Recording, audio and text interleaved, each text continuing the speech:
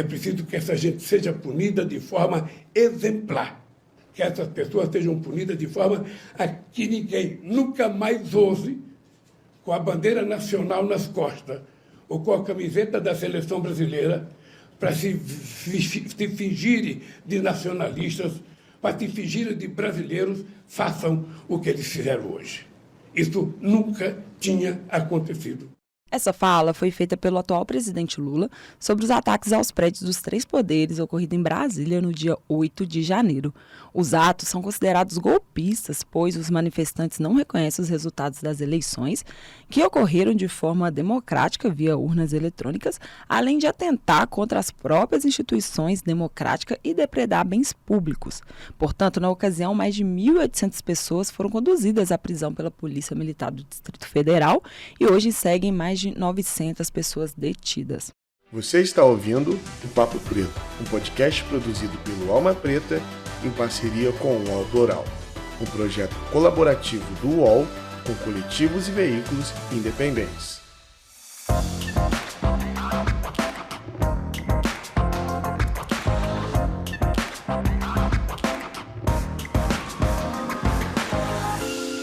Olá, ouvintes do Papo Preto, seja muito bem-vindo a mais um episódio deste podcast incrível produzido pela Alma Preta, agência de jornalismo independente que conta com seu apoio para continuar levando os mais diversos conteúdos da cena preta, com muita troca, criação de rede de apoio e conexão. Meu nome é Estela Diogo e neste episódio do Papo Preto recebo aqui Maurício Monteiro, mediador no Espaço Memória Carandiru, e Caroline Yara, integrante da bancada feminista de São Paulo, para falarem sobre o significado político dos atos golpistas e do que seria essa punição exemplar aos envolvidos. Vamos começar então com a análise dos nossos convidados sobre a fala do presidente Lula, que abre o episódio do Papo Preto, cobrando uma punição exemplar aos envolvidos. Eu acho que, de uma certa maneira, ele pensa no que ele passou no cárcere. No que ele passou, né? E por tudo que foi colocado para ele em situações que nem todas verídicas, né? Então, quando ele fala, eu pelo menos tenho essa leitura, né? Quando ele fala de ser exemplar, eu acho que essas pessoas sendo punidas no rigor da lei, da própria lei, que diga-se que eles, né, aprovaram, que eles aceitaram, que eles quiseram, o herói deles que trouxe, né, essa lei, né? Então, eu acho que ele traz nesse aspecto de visão, né? Mesmo porque também não acredito que ele pensaria, ele pensa na justiça, né? E não na vingança.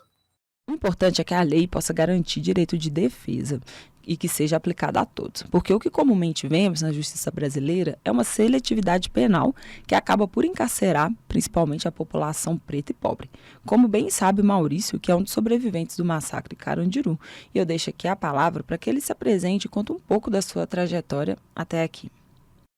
Então, para quem não me conhece, igual ela falou, né, eu sou um sobrevivente do massacre da Casa de Detenção de São Paulo. Eu fiquei preso durante 16 anos, passei em mais de 30 penitenciárias do sistema paulista, né? E durante todo esse trajeto, muitas coisas foram vistas, né? Hoje eu sou mediador também no Espaço Memória Carandiru, que é um museu. Faço também palestras para faculdades, no Museu Penitenciário Paulista também, né? Sou formado em gestão ambiental, formando em educação física.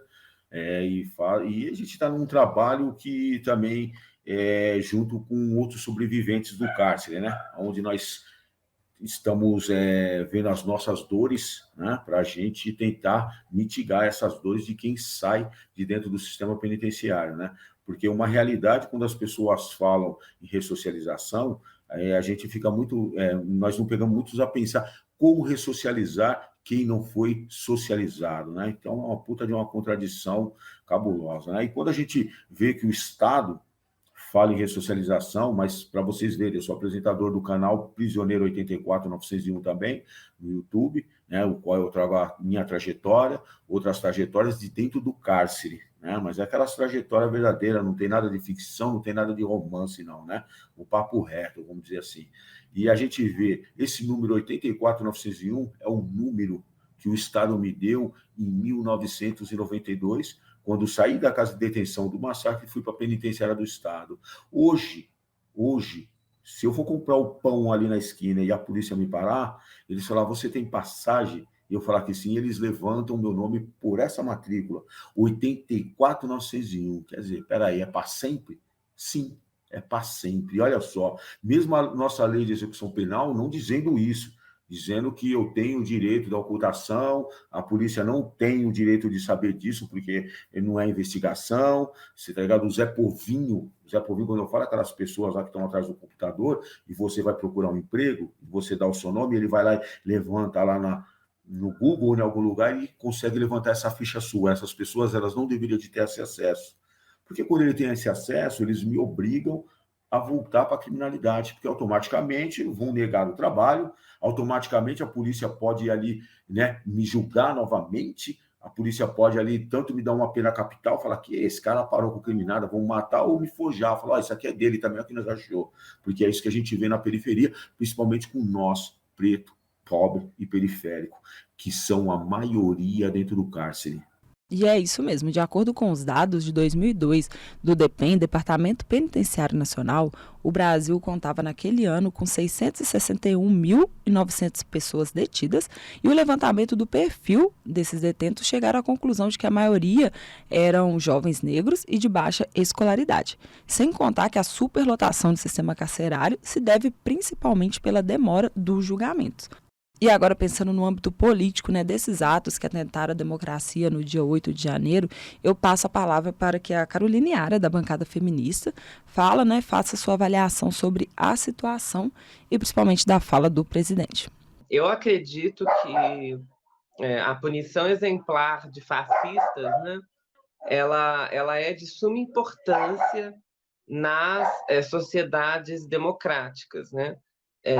Porque se a gente faz algum tipo de tolerância, algum tipo de aceitação dos intolerantes, né, das pessoas que, enfim, suscitam o nazifascismo, suscitam o genocídio de populações, né, de etnias, se a gente dá espaço para que essas narrativas sejam consideradas legítimas, né, como acontece com a Ku Klux Klan nos Estados Unidos, né, de ter uma liberdade para essas figuras, para essas organizações, eu acredito que isso pega um tamanho, né, vai para um tamanho incontrolável e acaba que nós colocamos essa sociedade democrática em risco, né? A própria democracia liberal, que a gente tem todas as nossas questões enquanto movimento negro, enquanto socialistas, né? Nós dizemos o quanto que ela é limitada, na verdade, né? Para a população pobre, para a população negra, para os trabalhadores, né? Porque ela ainda beneficia uma burguesia, ainda beneficia uma elite branca, né? Um sistema financeiro, um sistema econômico que é injusto ainda, né? Mas mesmo ela acaba ficando em risco se nós não coibirmos o fascismo, né? Exatamente, não podemos legitimar a barbárie. Aproveite, Carol, e também conta aqui para os nossos ouvintes quem é você e a sua trajetória até aqui. Sou codeputada estadual pela bancada feminista aqui do PSOL de São Paulo. Nós fomos eleitas num coletivo de 5 mulheres negras para desse mandato aqui na Lesp, né? E nós fazemos parte desse movimento político chamado Bancada Feminista, né? De ocupação de mulheres na política. Então, eu já fui vereadora, né? Junto com a Bancada Feminista nos últimos 2 anos, agora estou no Legislativo Estadual, né? Eu tenho uma trajetória aí de... É um prazer ter Carol e Maurício aqui como convidados desse papo. Inclusive, gostaria de parabenizá-los pelos trabalhos realizados e por fazerem diferença em nossa sociedade. Agora vamos para o ponto central dessa conversa, que é o das críticas, né, que principalmente a esquerda e segmentos mais progressistas da sociedade vêm ouvindo, que, né, por um lado são a favor do abolicionismo penal, em detrimento, né, de algumas condutas, e por outras querem essa punição exemplar dos bolsonaristas extremos e desses golpistas que estavam nas manifestações. Com isso, né, eu peço então a opinião do Maurício e da Carol sobre essa possível contradição.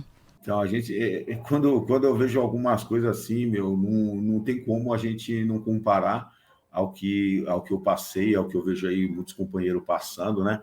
E as pessoas tentando amenizar, né? Inclusive no meu canal mesmo, um tempo atrás, o cara falou, mas você está comparando essas pessoas com quem foi assaltar, com quem foi roubar. Puta, mano. Aí, mano. O terrorismo é crime, né? Até conforme a lei aprovada, é crime ou não é crime, mano? Porque não tem preto ali, porque não é a maioria preta. Eu não estou entendendo, né? Eu falo, não, crime é crime, amigão. Certo? Aí a gente chega a uma conclusão, você tá ligado? Que é o seguinte: o crime contra o patrimônio, você tá ligado? Aquela pessoa que perde ali o telefoninho, que perde o carro, a motinho, né? Que são bens que ele perde. Ele, naquele momento, ele não quer justiça, ele quer vingança. Ele quer a vingança. Porque quando entra em cana, você tá ligado? Essas pessoas com esse tipo de crime, por tudo que eles fizeram, querendo tirar o que é mais importante na vida de um ser humano, que é a liberdade, achar que não era um crime suficiente para isso, aí a gente vê, né, que as pessoas elas pensam e é no imediatismo, né? Porque nunca se falou tanto nos direitos humanos como se fala agora. Nunca se falou tanto nas condições, quer dizer, você viu, pouco tempo que o Lula entrou, agora todo mundo está falando sobre direitos humanos, sobre as condições, né? Que não é bem assim, que o bandido bom é bandido morto, calma, quer dizer, então, eu estou achando até que a gente vai acabar chegando numa unanimidade qualquer hora dessa, né? Acaba com os presídios, então, né? Porque não é possível, né? E é a mesma coisa quando a gente, uns tempos atrás, eu fui numa reunião da OAB, falando sobre o racismo, né?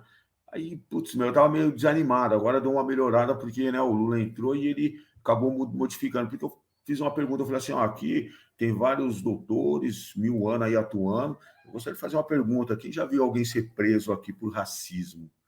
Você vê o cara ser preso por racismo, chega lá, se torna injúria racial, né? E ele vai embora, paga ali qualquer coisinha ali que tem que pagar e vai embora. Então, quer dizer, quem a gente já viu ficar preso por isso? Não, né? Eu achava até que eles estavam esperando um preto chamar o outro preto de preto para eles falarem assim, olha lá, prende. É esse aí que nós precisamos de alguém, vamos prender, porque não é possível, não é possível uma coisa dessa. Agora, com essa mudança da lei aí, não sei, vamos ver, né? Eu, de verdade, não acredito muito na lei, se pegado no âmbito de pegar alguma classe de pessoas, né?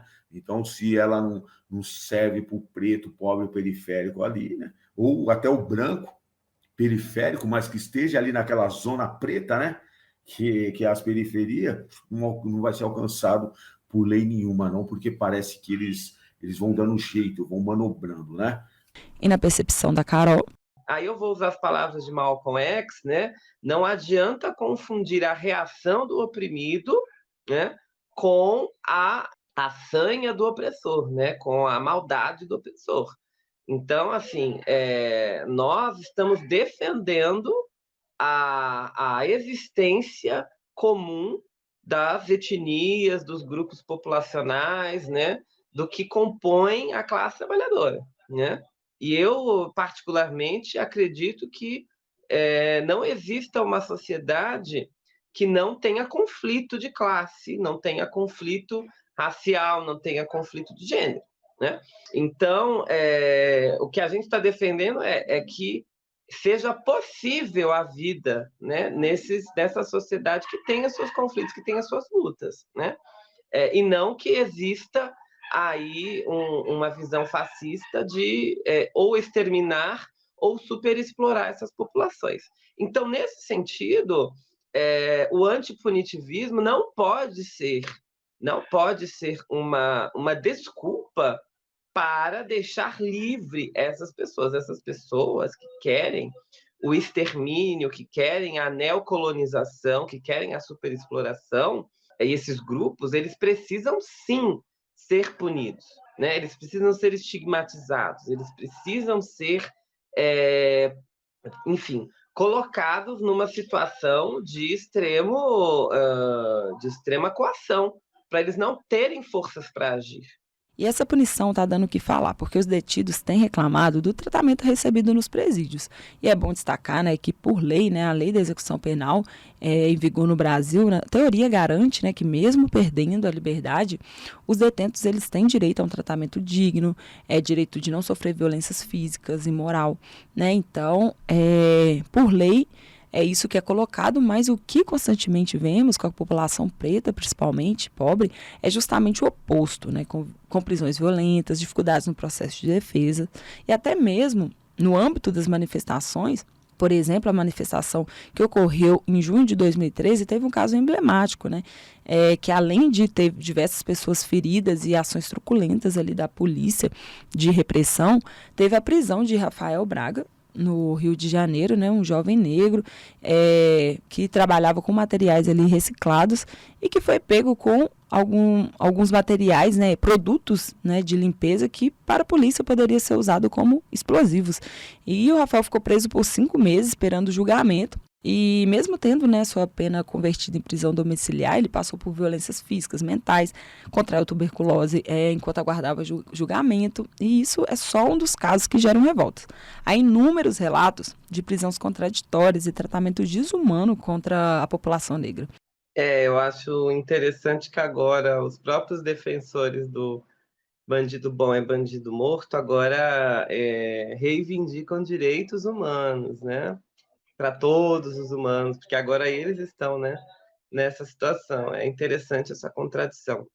Mas eu acho que já começa, né, pelo tratamento que foi dispensado, né, para essas pessoas fascistas, golpistas que estavam lá em Brasília, pelo GDF, né, pela polícia do DF, do quanto que a gente que está acostumada a fazer manifestação, que já foi em Brasília e tudo mais, ou que já fez manifestação no centro de São Paulo, a gente sabe como que a PM age, né, com manifestações.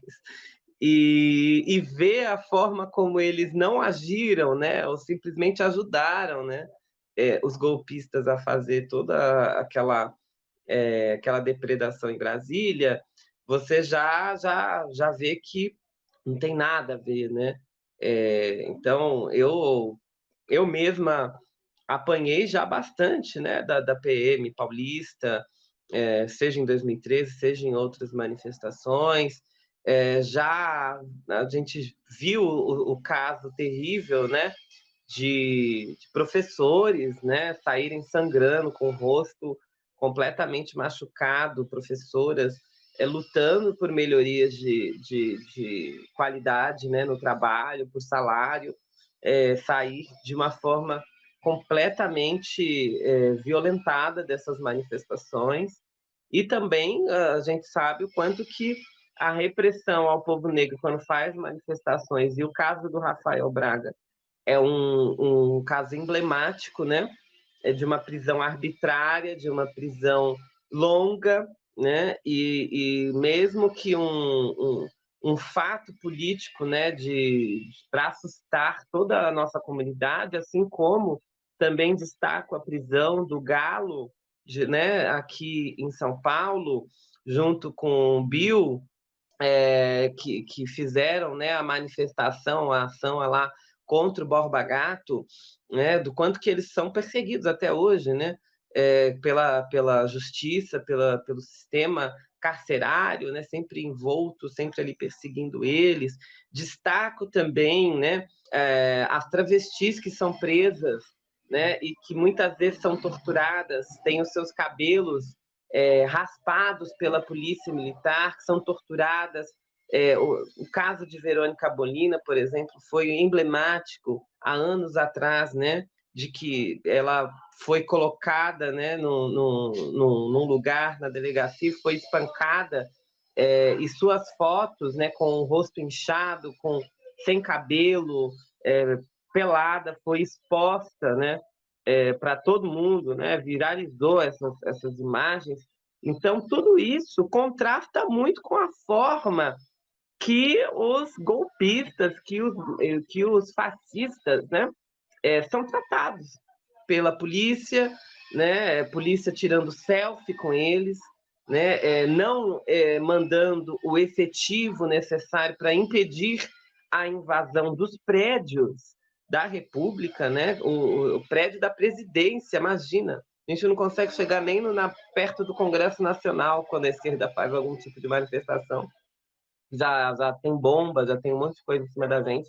E eles conseguiram chegar perto da sala que o presidente da República despacha, né?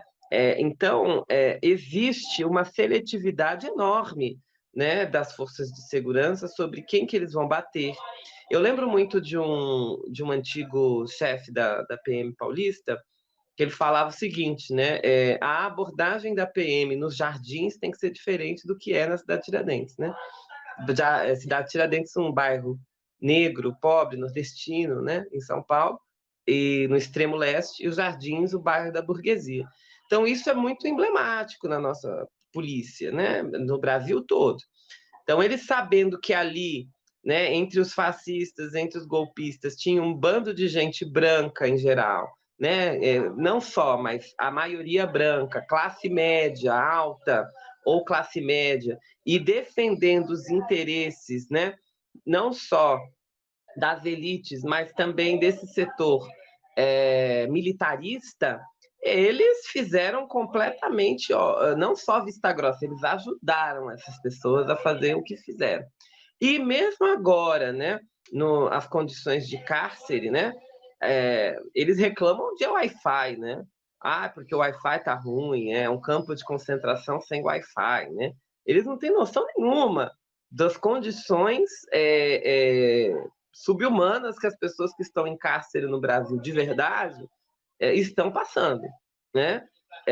De fato, as pessoas terem aí, né, uma série de doenças, né, como a tuberculose, que é uma das mais comuns no cárcere, mas não só, né? Agora nós temos a monkeypox, a varíola dos macacos, nós temos a própria AIDS ainda, né, entrando nos presídios, a Covid, doenças respiratórias em geral, né, o sarampo que voltou.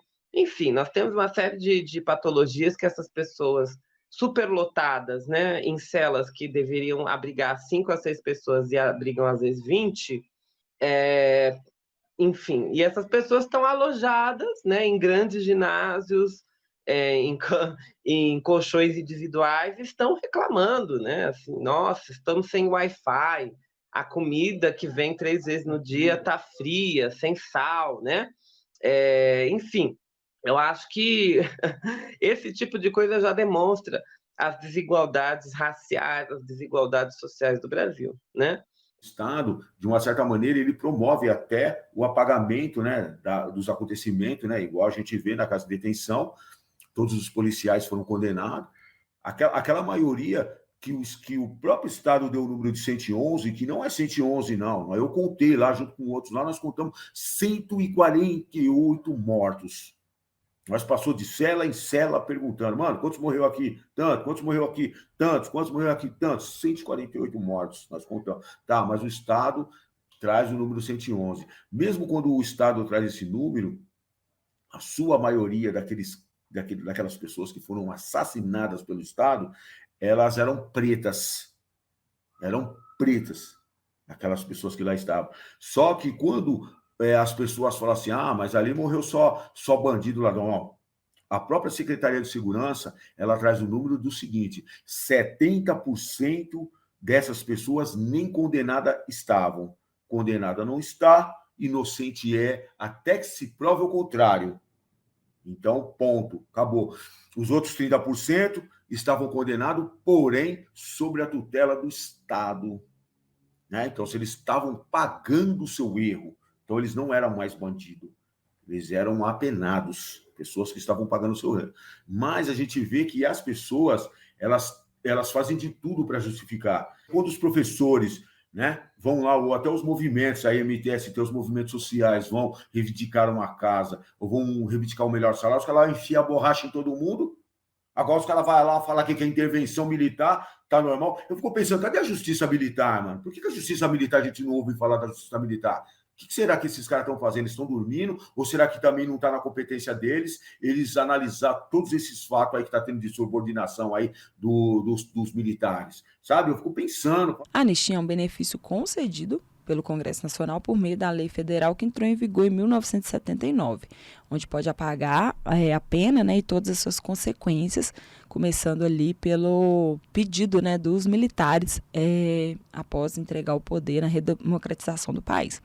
E desde que as manifestações golpistas, né, culminaram nos atos do dia 8 de janeiro, o movimento anti-anistia vem ganhando forças, né, principalmente para que o ex-presidente Bolsonaro, que é amplamente defendido pelos golpistas, responda na justiça pelos crimes que é investigados, além das pessoas, né, e de quem financiou ali os atos ou apoiaram manifestações antidemocráticas, né, não reconhecendo ali principalmente o resultado das eleições. Tendo em vista isso, né, qual que é a importância simbólica e prática das reivindicações de que não haja anistia? Nós mesmos entramos em divergência quando a gente até fala assim anistia, porque a maioria das pessoas, né, dos movimentos são abolicionistas penal, né? Então, se a gente pensar no abolicionismo penal, a gente não queria nem que esse povo encana, né, certo? Que nem Donald não queria, só que aqui eu falei, puta, mano, infelizmente eu ainda não alcancei essa máxima na minha alma, né, Tô tentando, tô me desconstruindo e tentando, mas eu acho que eles têm que sentir, sim. De uma certa maneira, você fala, vai segurando aí, aí a mandíbula que você está querendo para nós, vocês agora estão passando. Então, vai segurando que é de graça, né? Para quando sair, quem sabe, né? Apesar que é que nem a gente fala, né, a visão do crime, né? Se fosse pensar, falar assim, mas aquele ali roubou, porque de repente ele estava até passando fome, mano. Ou ele roubou porque ele queria um bem material. Agora, esse povo aí, mano, eles não roubaram, eles estavam querendo roubar a nossa liberdade, nosso direito de expressão, o nosso voto. Eles estão querendo roubar a coisa mais importante que existe do que carro, do que dinheiro. Porque financeiramente eles não precisam disso. A gente está vendo quem que é. Eles não precisavam financeiramente. Mesmo tendo um monte ali escondido lá também, né? Que a gente sabe que até tiram uns dias, que também, né, são pessoas que, você tá ligado? Puta, sem classificação, eles são massa de manobra. Eles foram manobrados. Né? Eles foram manobrados. Só que então eles têm que sentir. Só que aqueles caras que estão, aqueles militares, aqueles caras que estão, aqueles empresários que estão escondidos também, que está sobrando para eles, esses aí também tem que ser sem anistia. Né? Principalmente eles, né? Eu acho que tem que ser sem anistia mesmo. Eu concordo com a Angela Davis. Nós precisamos rever o cárcere, né? Eu acho que não é mais um sistema que cabe em nossa sociedade, né? Ainda é um sistema que provém da escravidão mesmo, né? Então, nós vamos ter que arrumar formas, né, de punir as pessoas de outra forma, e não só punir, né? Tem que ter uma outra questão também, que é evitar reeducação, né? Nós temos que fazer uma forma, né, de que as violências contra a vida, sobretudo, elas sejam evitadas, né? Que exista uma educação, existam formas estruturais de evitá-las, né? Então, assim, nós temos que rever também a lei de drogas, as questões antiproibicionistas, ver tudo isso como uma questão também de saúde pública. Tudo isso já vai melhorar e bastante a questão carcerária brasileira, né? Na minha visão. E também acabar com uma injustiça racial e social que acontece no Brasil, né? Como um dos países que mais encarceram pessoas no mundo, né? Agora, com relação aos fascistas, né? Eu penso que fascista você não tem tolerância nenhuma, não, né? Então, nós temos que fazer com que eles tenham mecanismos de punição. Eu acho muito interessante a coisa dos bloqueios de bens, tomar tudo dessa galera, entendeu? Tem que tomar tudo. Bloquear bem, tomar dinheiro para fazer os reparos no que foi depredado, nos danos, né? Fazer essa galera trabalhar, entendeu? Trabalhar no sentido de social, né? Não tem trabalhos sociais para a gente, quando a gente faz alguma coisa, infração, né? Para o nosso povo. Então, esse pessoal também precisa, né? Ser obrigado a fazer as coisas, né? E, em último caso, nesses casos, eu acho que precisa ter um modo de tirar eles de circulação na sociedade. Porque não é possível que esse tipo de coisa seja naturalizada, né? Enquanto os nossos meninos, as nossas travestis são presas muitas vezes por estar com 50 gramas de maconha e se ficam lá 5, 6, 10 anos sem julgamento, né? Sem receber visita, as travestis sem ter uma gilete para fazer a sua depilação, sem ter comida direito. Então, assim, passando por tortura da polícia, isso acho a gente tem que resolver isso, né? E eu penso que só se resolve através da estigmatização sem anistia. Nós fizemos uma anistia já, né? Em 79, depois em 88, né? Durou esses anos todos a anistia. E nós vimos no que deu. Deu a polícia militar que nos mata, né? São provocações necessárias para nos fazer refletir. E para fechar aqui, né, encerrar o tema, eu pedi que a Carol e o Maurício deixassem suas percepções sobre se podemos dizer que no Brasil a lei é para todos. A lei não é para todos no Brasil atualmente, né? Vamos falar a verdade. Tinha uma frase do Getúlio, né? Que era aos amigos tudo e aos inimigos a lei, né? Então, ainda hoje é um pouco assim o Brasil, né? Ele estava fazendo uma crítica, obviamente, à velha república, mas eu acredito que o Brasil ainda é isso, né? Então, quem que são os amigos, né? Os amigos é a elite, né? É quem tem dinheiro, é quem tem sobrenome, é quem tem algum tipo de influência. Então, há isso tudo, né? Até adequações nas leis, né? Ou interpretações nas leis que os beneficiem, né? Uma série de advogados, uma rede de apoio muito grande, né? Para que essas pessoas, esses grupos possam agir livremente, né? Então, a gente vê, por exemplo, figuras que cometem atrocidades saírem aí completamente como generais, né? General que o Pazuello mesmo, né? Que fez o que fez no Ministério da Saúde e tá aí protegido ainda pelo sigilo por uma carteirada do militarismo, né? Então, nós não temos uma lei para todos, né? E para todas e para todos. E a população negra, a população pobre, a população LGBTQIA+, que estão aí na classe trabalhadora, não tem os mesmos recursos, não tem a mesma rede de apoio e pode facilmente ou ser encarcerada ou ser morta. Serve para refletir, agora que a gente está vendo um monte de branco, zóio claro, e muitos de classe média lá dentro, né, rinchando, que mostre também que, né, a lei, ela pode ser para todos, inclusive até para pessoas que, de repente, elas se acham acima da lei e que nunca possam ir preso, né? Então, se a gente rever antes quais são esses mecanismos que são utilizados e consegue mitigar as situações, eu não vou, ele não vai, o outro não vai, ninguém vai, porque a gente vamos conseguir ver e quem vai estar lá vai ser as pessoas que realmente cometeram o crime, porque infelizmente isso não é a realidade do sistema prisional. No sistema prisional, a realidade não é que a maioria, né, daquelas pessoas que estão lá cometeram o crime, não. Tem muitos caras que é inocente. Eu vi muitos inocentes chegarem daquele... Inocente mesmo. Pessoas que não cometeram o crime. Mas inocente? Inocente mesmo, né? E para quem não acredita nisso, fica aí, né? A visão de Jesus Cristo, né? Claro que a gente não é Jesus Cristo, mas olha lá, na época lá todo mundo falava que ele também era criminoso, olha o que fizeram com ele. Muito bom papo, mas já vamos chegando ao fim do episódio de hoje. Agradeço muito a você que ficou com a gente até aqui. Continue acompanhando a Alma Preta Jornalismo, acompanhando aqui o Papo Preto, podcast produzido exclusivamente, né, pela Alma Preta.